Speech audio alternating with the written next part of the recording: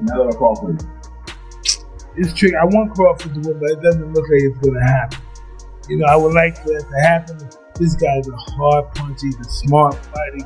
I'm just curious. I just want to see it. I want to be there to see it. He feels like this is a ridiculous fight.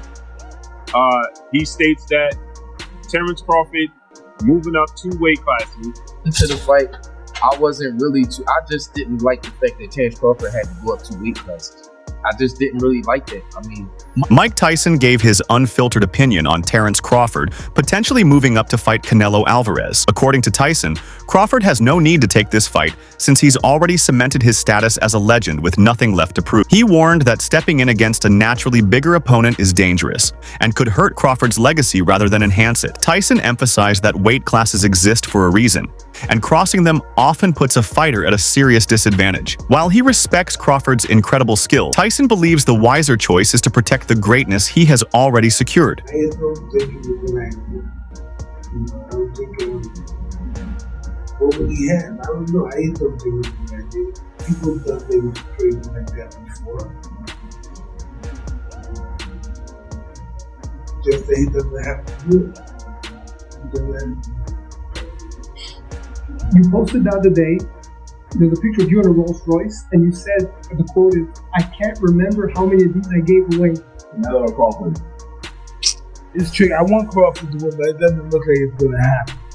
You know, I would like for that to happen. This guy's a hard puncher. He's a smart fighter. I'm just curious. I just want to see it. I want to be there to see it. Because listen, there's been upsets like that before. You know, Henry Armstrong, 124 pounds, he beat the 146-pound champ. So, you know, you never know. Anything can happen when 2 men are in the ring or in a basketball court. Anything can happen. Mike Tyson slammed the idea of Terence Crawford facing Canelo Alvarez, calling it ridiculous and stressing that weight classes exist to protect fight. He pointed out that the size gap between the two is far too significant to ignore, making the matchup both risky and unfair. In Tyson's view, such a fight would overshadow Crawford's real achievements instead of honoring them. He made it clear he dislikes the idea altogether, warning that stepping up against a naturally bigger opponent brings unnecessary danger. Though he respects Crawford deeply, Tyson insists this fight isn't needed and could damage rather than elevate his legacy. Think about Terence Crawford calling out Canelo. You know, I don't like that fight. Why not? I don't like that fight. It's just too much weight. You know, and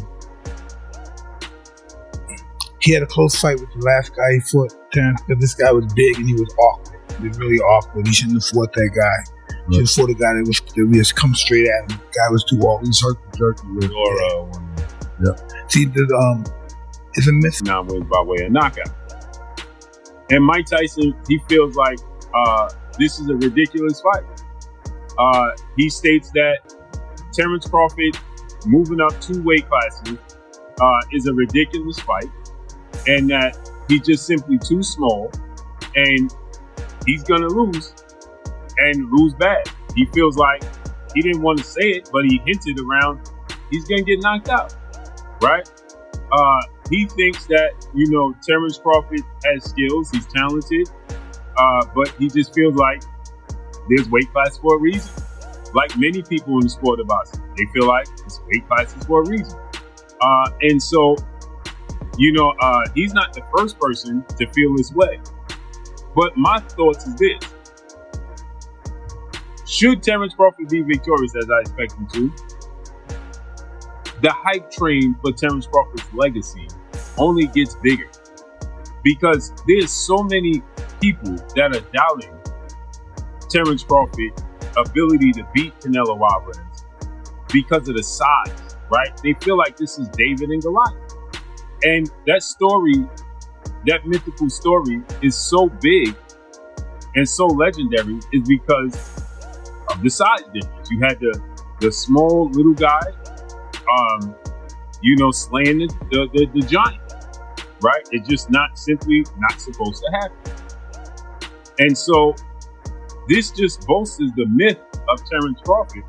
Dawood Bey, a respected voice in boxing, shared his thoughts on how Terence Crawford and Canelo Alvarez prepare for their biggest fights. He compared their sparring camp, noting the differences in intensity, variety, and consistency. Bey explained that Canelo has built a reputation for surrounding himself with top sparring partners who mimic the style of upcoming opponents, his team designing sessions to expose flaws and prepare for every possible scenario. Crawford, meanwhile, is known for his adaptability and ability to make sharp technical adjustments. Still, Bey questioned whether his sparring truly prepares him for the challenge of moving up in weight to face a seasoned, naturally bigger fighter like Canelo. For Bey, this comparison highlights how crucial sparring is in shaping fighters for historic matchups. He made it clear that he dislikes the idea of Crawford jumping 2 weight divisions to meet Canelo, insisting that Crawford has already achieved enough to be celebrated among the greats of his era. Undefeated, a multi-division world champ and widely respected for his dominance and skill, Crawford's legacy is already secure. Bey argued that taking a fight where the size and weight gap is so steep introduces unnecessary. Fans already admire and respect Crawford for what he has accomplished, and Bey believes chasing Canelo isn't about proving greatness. It's a dangerous gamble that could put Crawford at a disadvantage outside his natural range. Well, Canelo got a world champion right now in his camp with him with Boots. Well, Boots vacated. Shakur, though. Yeah, well, I don't know how much Shakur adds to this. He's a southpaw, and he's a smaller guy. I think that's just sharp brain. That's like if Boots was boxing to me. Like, you know what I'm saying? Like, okay, I'm boxing, my young boy nice, but he don't pertain to the fight necessarily. But everybody don't train like that anyway. Everybody don't look for to have all of these sparring partners be like identical or in the same realm of the person they fighting. Some people, they spar like for sharp minds, so they'll just try to have the best people they can have. So you never know what Bomac and new strategy is. As far as stylistic, who do you feel like has the advantage heading into that? Well, I'm just looking at the sparring partner.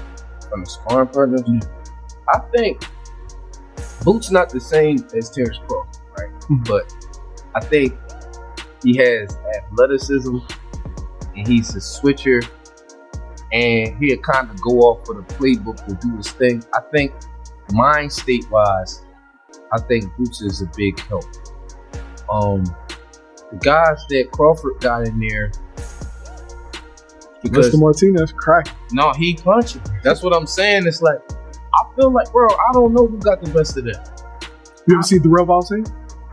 I have. You know, I'm a Haitian boy, so you know what I'm saying? But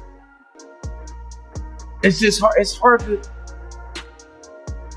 man, I just think the sparring for this fight is elite on both sides. I think that they both taking each other seriously. You can tell that by the sparring partners that they brought in. And I'm just kind of anxious to see the fight. Like, going into the fight, I wasn't really I just didn't like the fact that Terence Crawford had to go up 2 weight classes.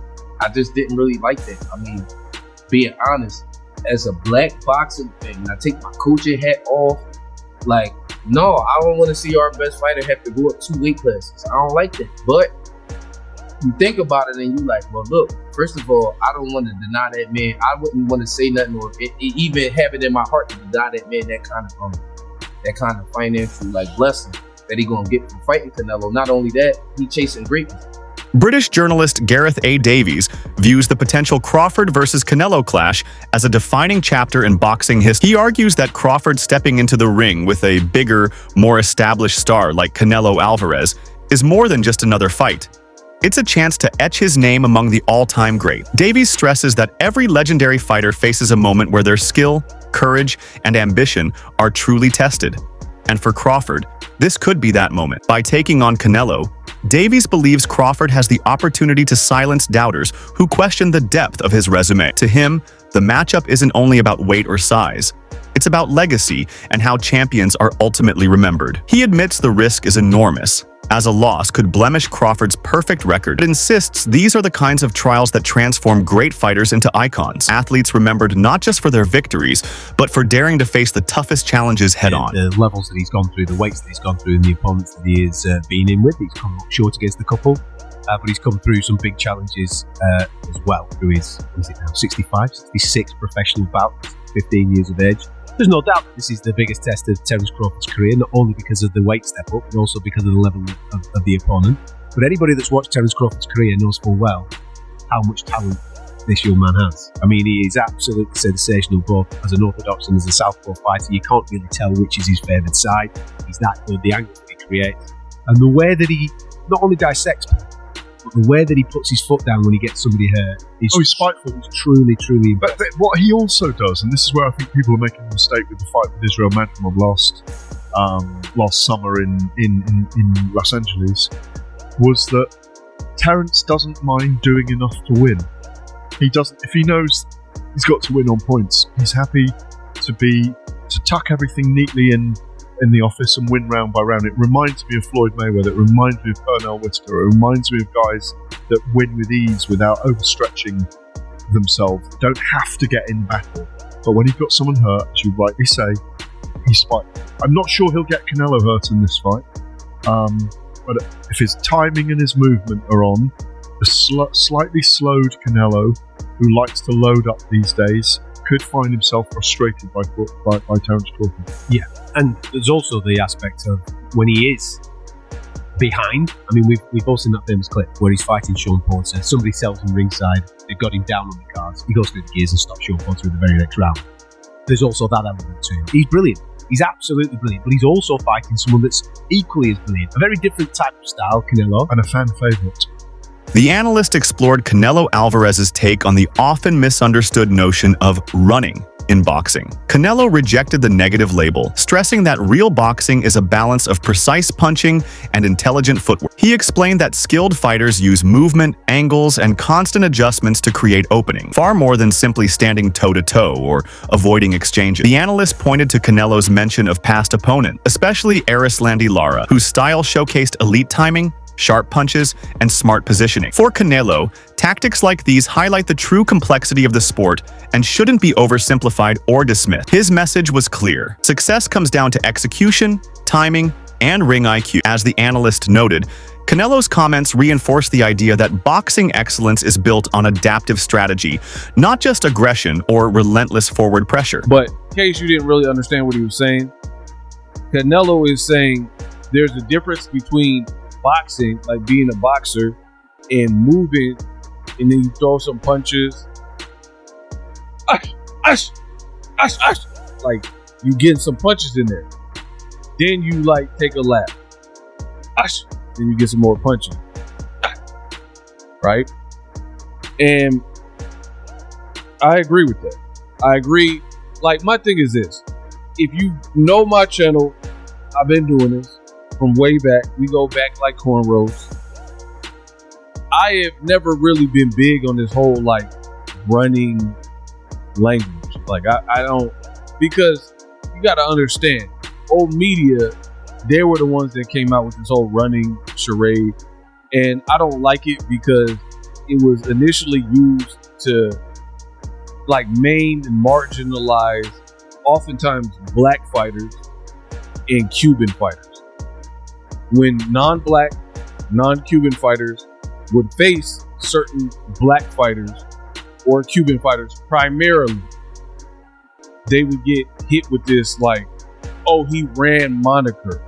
And the reason you know it was racially motivated is because if you actually know boxing and you watch the fight, that's not even what was happening in the fights where they would claim that oftentimes a black fighter or Cuban fighter ran. Like Erislandy Lara versus Canelo. I thought Lara won the fight with Canelo. And Lara was doing some very good work. Canelo started doing some good body shots in the back half.